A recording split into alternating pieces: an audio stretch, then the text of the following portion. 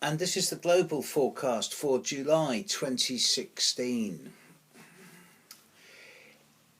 It's a bit of a weird time.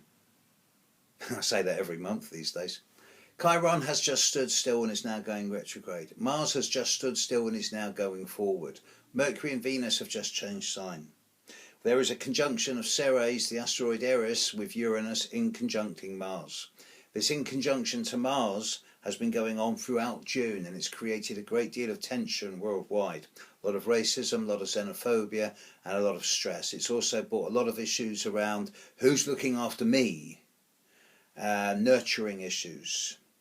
This is ongoing, but should peter out as we get into the middle of July and Mars moves into the later part of Scorpio, away from the conjunction of Uranus, Ceres and Eris. The big aspects this month, well, we are now in the middle of the strongest part of the Saturn-Neptune square, and those people born at the very end of August, start of September, very end of November, start of December, end of February, start of March, end of May, start of June, you're really under the hammer. There's a lot of pressure around. There's a lot of issues around what's mine and what's thine.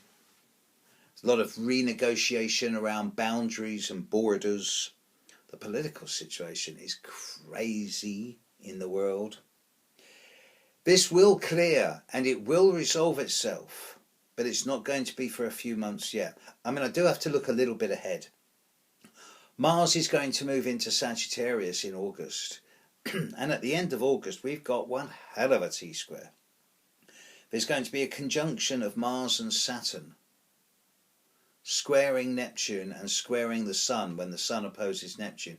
And this falls on a near total eclipse of the Sun, just at the time where a number of political parties in Britain are trying to reshape their future.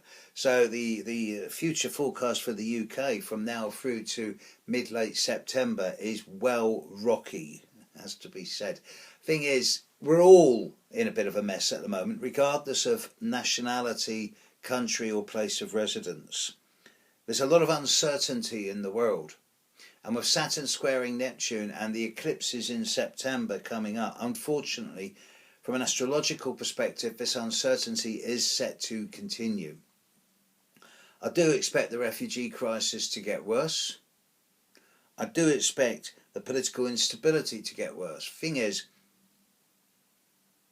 as an astrologer, I'm not that brilliant at forecasting events. What I'm really good at is dealing with timings and areas. And one way or another, I can see almost all of these situations being resolved in a way that will be definitive, one way or another, by, sorry to say this, but as late as the beginning of October of this year.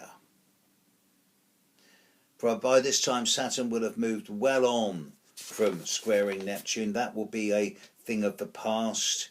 It'll be clearing. Mars will be out of Sagittarius and bearing down on Pluto in Capricorn. And once we get into the Mars-Pluto conjunction in mid-Capricorn later this year, in mid-October, then we're going to see a lot of major changes. Oh, big time. But let's get through the eclipses of September first of all. Let's get Mars through Sagittarius.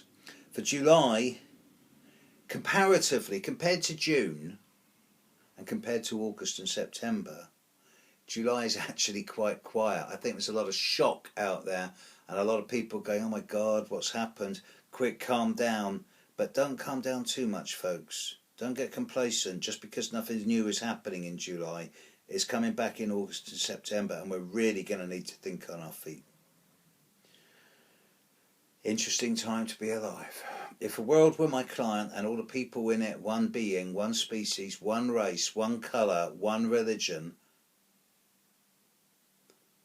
I would say to them collectively, draw breath in July, but don't drop your shields, stay Teflon coated, keep flexible. August and September is going to bring a lot more changes. Meantime, have a great month. See you later. Bye.